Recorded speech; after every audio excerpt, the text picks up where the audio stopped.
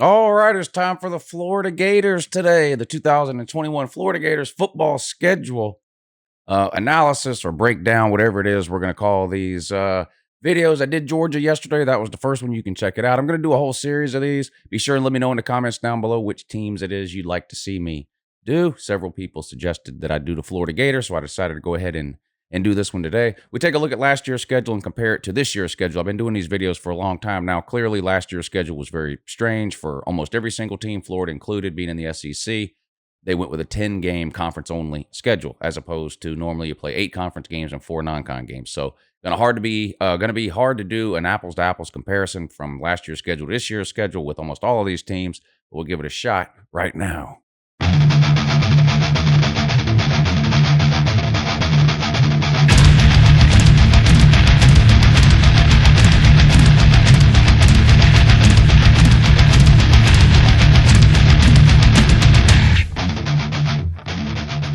Hey, good morning. It's Uncle Lou here. That's right, it's me, Uncle Lou. And guess what? I'm live for you on LouTube today. Thanks for watching. I really appreciate it also. And in addition to that as well, hey, subscribe to this channel if you're not already. Did you know I post college football videos almost every single day of the year? Some of them are even watchable. Give this video a thumbs up too. It doesn't cost you anything, and it's a huge help to me and the channel. Slap the thumbs up. We're going to talk about the Florida Gators today. All right, 2020 was another good year for Florida under Dan Mullen. I think they finished just outside the top 10. We'll get to that in a second. But another pretty good team, an amazing offense, probably the best offense Florida has had since the Urban Meyer days, and it may have been even better than the Urban Meyer offenses. It was a really, really good offense last year with Kyle Trask and those receivers. They broke a lot of records and really lit up the scoreboard all of last year. How they do in the regular season? 2 regular season losses, right? They had the loss pretty early in the season to Texas A&M, which at the time seemed a little bit surprising. Now, Texas A&M turns out was a pretty good team. Their only loss last year was to Alabama. So losing at Texas A&M 41-38, at the end of the season, that looked like a much more reasonable loss than it did at the time that it occurred. This sort of head-scratching loss for Florida last year, of course, came in the final regular season game of the year against LSU, a terrible LSU team. They were down to their 3rd or 4th quarterback in that game. LSU goes into the swamp and beats Florida in their own stadium in a wild game, 37-34. That was the infamous shoe throw game that everybody on the internet's had a ton of fun with. We've definitely had a lot of fun with it here on this channel. So Florida finished the regular season with those 2 losses. That was good enough to win the East, though, been the first time they've done that in, 3 seasons. Georgia had won the East the previous 3 seasons. Florida gets it done in 2020. Dan Mullen's first division championship in his 10 or 12 years so far in the SEC. Then they lost to Alabama in the SEC title game in another really, really good game. I mean, this isn't the type of thing where you can really point and laugh at Florida. They ended up losing 52-46. It was one of these track meet games up and down the field. We saw a lot of these types of games in college football last year. Honestly, we've seen a lot of these types of games in college football over the last several years. We're in an offensive cycle right now in college football. The good offenses right now are better than the good defenses. We just see it over and over and over and over again over the last few years in college football. But this was a great game. No shame in losing to Alabama. They're an amazing team. And Nick Saban, I mean, I'll go into all that. Probably the greatest dynasty in sports history. Florida gave it a good shot. Came up a little bit short, losing 52-46. And then, of course, it all fell apart for Florida in that bowl game. And, you know, again, it's only funny because of the score. They lost to Oklahoma in the Cotton Bowl 55-20, I believe it was. 55-20. Absolutely destroyed and blown out. Kyle Trask had, I think, 3 interceptions in the first quarter or something like that. But most of Florida's team didn't even play in this game, especially the offensive guys. All their receivers decided to sit out. Kyle Trask decided to sit out the second half once the game was obviously well out of reach. Florida never really had a shot going into that Oklahoma game. Now, they did have a shot at full strength. This would have been probably one of the most entertaining bowl games of the entire bowl season last year had both teams been at full strength. Oklahoma had the majority of their players. Florida's offensive stars chose to sit that one out, Kyle Pitts and those receivers. And they just never had a chance and got blown out. So you finished the season 8-4. I believe you finished just outside the top 10 to 12 or 13 somewhere in there. Ended the season on a 3-game losing streak. Now, you never like to do that. Again, 2 of those losses were to really, really good teams, Alabama and Oklahoma. I know Oklahoma didn't make the playoffs last year, but they were probably one of the best 4 teams in America at the end of the year. They lost 2 disappointing games early in the season. Oklahoma did, and that sort of ruined any chance they had of making the playoffs. But they were a much better team at the end of the year when Florida played them than they were at the beginning of the year when they took those 2 losses. Spencer Rattler was making his first ever starts in the beginning of the season. Go too well. He had some turnover issues, and they dropped a couple of games early. But Oklahoma was a great team at the end of the year. Shame in losing that one. You don't ever want to end the season on a 3-game losing streak, though. You like to win towards the end of the season to try to carry some momentum forward into next year. 3-game losing streak, not really the way to do that. All right, let's put up the 2021 football schedule now. And again, this one's going to look totally different. You could see there by the 2020 schedule, these were all SEC games with the exception of the bowl game.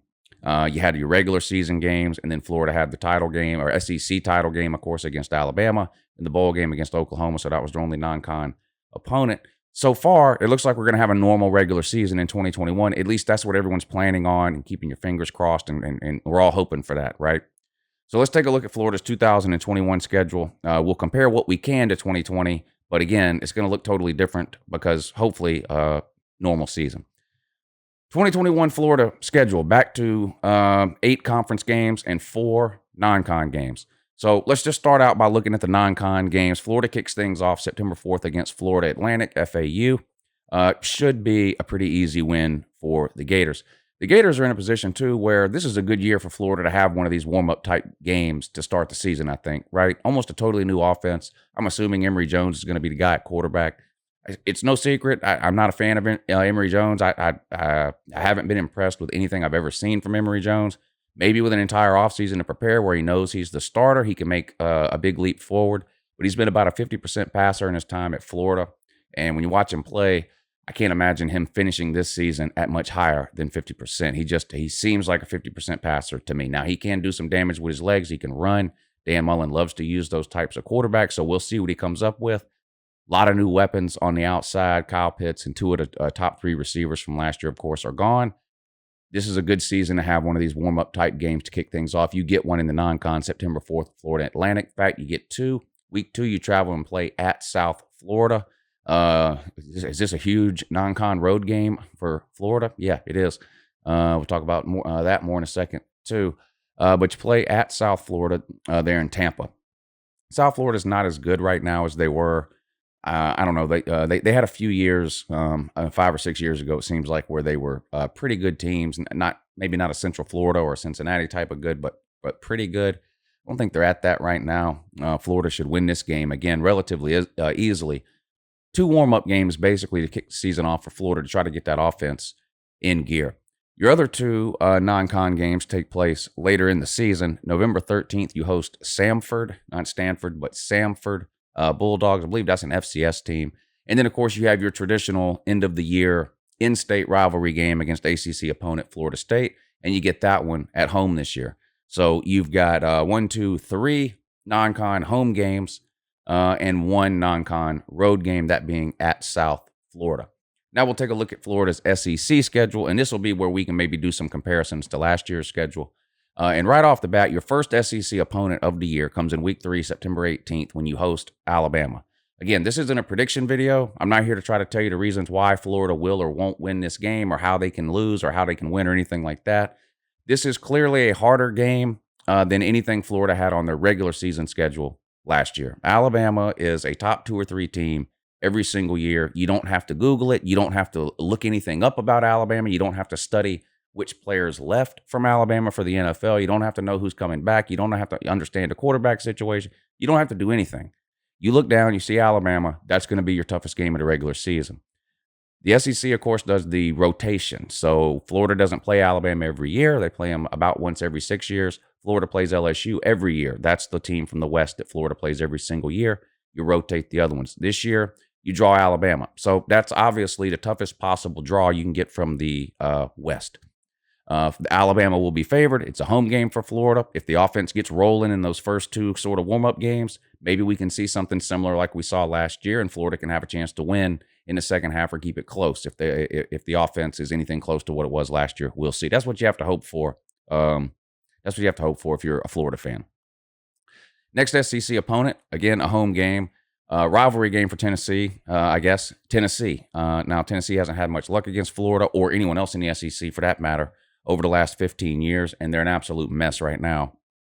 Again, with the new coaching staff, possible NCAA investigations and sanctions looming over the program with some accusations of paying players cash in McDonald's bags. 25 players on that team have entered the transfer portal. Just not a good look for Tennessee. Florida should win this game. They'll obviously be probably a double-digit favorite in this game. But, you do see weird things happen in college football. I don't know if we expect something weird to happen here, but you have Alabama and Tennessee, first two SEC games of the year. Then you go on the road, first SEC opponent on the road at Kentucky. Florida and Kentucky have given us some pretty exciting games over the last 5, 6, 7 years. Kentucky's only beat them the one time. It was Dan Mullen's first year, right? In Florida was at 18. I believe it was 18 or 19, whatever year it was. Kentucky did beat Florida. But Kentucky is something like 2-35 against Florida in the last 37 years, something like that. But these have been some interesting and some close games. If you remember 2 seasons ago, the last time Florida played at Kentucky, that was the sort of infamous Kyle Trask game, right? Felipe Franks was still the starter for Dan Mullen and the Florida Gators heading into that Kentucky game. He did start the Kentucky game. Felipe Franks did. Got injured in the second half, and Florida was actually down, I think, 2 scores in the second half when their starting quarterback went down, and Mullen sent Kyle Trask in. Now, Kyle Trask at that particular time hadn't started a game since his 8th grade year of middle school. He played behind De'Aaron King in high school, and then he played behind Felipe Franks at Florida. Been a long time since he had really done anything meaningful in a game. Not very many people knew what to expect. He came in and led Florida to really a miraculous come-from-behind victory on the road at Kentucky. And people were looking around going, oh my, why was Dan Mullen playing Felipe Franks? I don't know if we'll ever have the answer to that question. Felipe Franks must have just looked better in practice. I don't know, but it didn't take long in the second half of that Kentucky game for anybody that was watching, Florida fans or not, to realize Kyle Trask was a better quarterback than Felipe Franks. Kyle Trask, of course, went on to finish the season that year as the starter for Florida. And started all last year where they set all the records with Kyle Pitts and those receivers. He's gone now, but still, this was a significant game in sort of the trajectory of Kyle Trask's career. Kyle Trask was about this close to never starting a game in college. Now he's about this close to being a potential first-round draft pick in the NFL, maybe a second, third, maybe. But he depending on who all decides to reach for a quarterback, he's going to get a chance in the NFL. It's just an unbelievable story. It all started 2 years ago at Kentucky. He played him this year at Kentucky on October 2nd. You come back home and play Vandy. Again, another team with a brand new coaching staff this year. Vandy fights uphill every single year to toughest academic requirements in the SEC, and they just don't have the football tradition that most of the other schools within the SEC have. You line up Vandy against almost any other team in the SEC, and Vandy's going to be the lesser talented team of the two. Not very high expectations for Vanderbilt this year, or really any year. That's not a knock on Vandy, but Florida should win this game. I think Florida did trail them at halftime maybe a couple of years ago, but generally Florida handles them without much of a problem. Hard to imagine that not being the case this year. Then you have to go on the road and play what I think will be an improved LSU team. I know you lost LSU last year, and I don't know if anybody will ever understand that. It's kind of like Georgia losing to South Carolina the year before in 2019. South Carolina was a 3-win, terrible team. Anything that could have gone wrong for Georgia went wrong, and South Carolina got the win. Sort of the same thing last year with Florida and LSU. Florida was infinitely better than LSU last year. I mean, it was just not even close. I didn't even pay much attention to that game until the second half, and I remember sitting around and saying, how is this thing even close? And then, of course, you had the penalties at the end and the field goals, and LSU ends up winning the game. It was just unbelievable. I do think LSU will be better than they were last year this year, and I don't think Florida will be as good as they were last year this year. I think Florida lost too much on offense. LSU gets a bunch back. They had a really young team last year. But I don't think that necessarily means that LSU is going to win this game again because, like I said, that was an anomaly last year that LSU won. I don't know if LSU has improved enough to get to where they need to be to beat a Florida team, or at least for a lot of people to feel comfortable picking Florida to win that game. This is an interesting game. I would be curious to know. I don't know what the line would be on this game. Now, LSU is notoriously a tough place to play. Florida plays there every other year, though, so they are a little bit accustomed to it. It's hard to know right now, I think, who would be favored in this game. Now, by the time the game comes around, we'll have a much better idea of what Florida's offense is going to look like. You'll be 5-6 games into the season at this point. We'll know, okay, we were right, and Florida's offense just isn't anywhere near where it was last year, or we'll know, we were wrong. and Florida's a dangerous offense again. And if Florida's a dangerous offense again, they can absolutely go in and win this game. If Florida's offense has fallen off to the, enough, and LSU has gotten better enough, then I think it's possible LSU wins this game again. But this is a hard one to try to handicap right now. Maybe you say LSU would be a 2 or 3 point favorite since it's a home game for them, but that's an interesting game. Then you have your bye week right before your annual neutral site matchup with Georgia. Florida won this game last year. It was a blowout, really, by the second quarter. I think Florida scored 24 points in the second quarter of that game. Georgia played much better in the second half, kept Florida out of the end zone in the second half, but the game was so far gone by then it really didn't matter. Georgia had won 3 in a row prior to that. This series has gone in threes. Florida won 3 in a row, then Georgia won 3 in a row, then Florida won 3 in a row, and then Georgia won 3 in a row. And now Florida has won 1 last year. So can Florida keep that streak of threes going that this series has sort of been stuck in over the last 12 years or so? Or can Georgia find a way to come back out on top this year? This will be a good game. The last 2 years, this has been a top 10 matchup when it's been played. It's possible that could be the case again, depending on what happens with Florida, maybe in that LSU game. Hard to see LSU, or hard to see Florida having more than 1 loss by this point in the season, I think.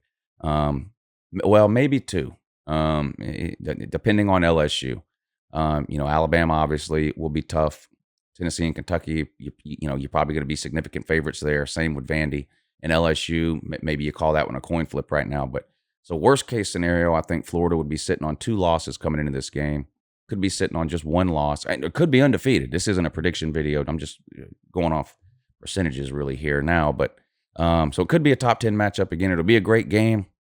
Annual cocktail party down there in Jacksonville. See how it goes. After that one, you got to turn around, go on the road at South Carolina. Maybe this is the potential trap game on the schedule for Florida. And here's the thing about trap. There's not a trap game on every schedule. But every time we look at a schedule, we try to find one, don't we? We're like, oh, well, where's the trap game? Where's the trap game? Maybe this is a trap game. I mean, you've got 2 pretty big games in a row. Now, you got a bye week sandwiched in between them. You at LSU, then a bye week, and then the cocktail party against Georgia.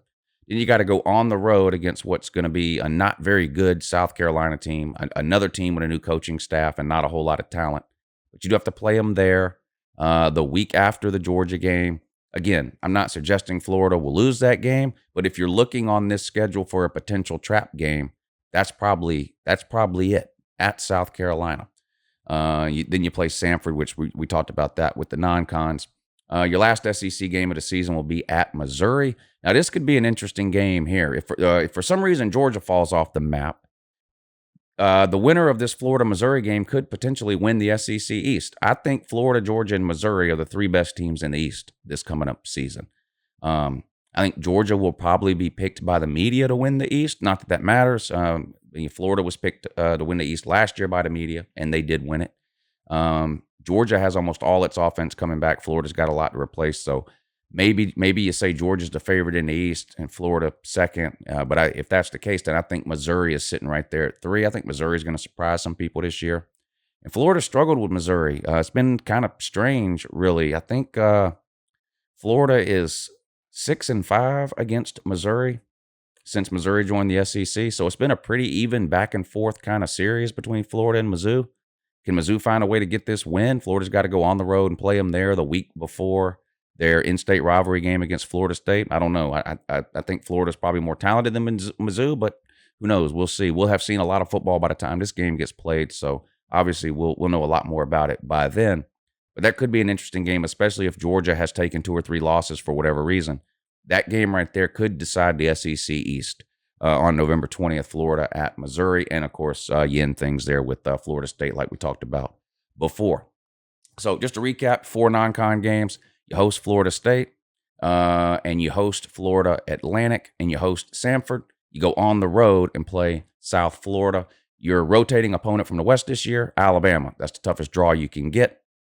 Your regular opponent that you play every year from the West, LSU, expected by most people to be better in 2021 than they were in 2020. Overall, if I compare this schedule to Florida's schedule from last season, which again is impossible to do because of the weird scheduling last year, you had 10 SEC games. it doesn't matter who the 10 SEC opponents are. That's a tough schedule. You got to play 10 SEC games. That's tough. This year you have 8, but you play Alabama. You didn't have to play Alabama last year. LSU is improved. You played a terrible LSU team last year. I don't think anybody thinks LSU is going to be that bad again. Play Florida State. They're still kind of puttering around in neutral a little. The other non-con games are winnable. Missouri, I think, is an interesting game. Overall, I think Florida's schedule in 21 is a little bit more difficult than the schedule was in 2020, primarily because you draw Alabama, and I think LSU is a much better team than they were last year. And maybe you throw Missouri in there, too, as an improved team. But anyway, there you go. That's my brief thoughts, analysis, rundown, breakdown, whatever you want to call it, of the Florida Gators 2021 college football schedule. Let me know down below how you think Florida's going to look in 2021. How's that offense going to be compared to last year? And again, let me know in the comments which teams it is you'd like to see me do. And I'm going to do a whole bunch of these videos, so don't get upset if you suggest a team and I don't do it tomorrow. There was a lot of suggestions in yesterday's video about which team I should do today. So I'm going to keep these rolling as long as you guys keep watching them. We'll go through as many teams as you guys want to see. Once y'all stop watching these videos, I'll stop doing them. It's that simple.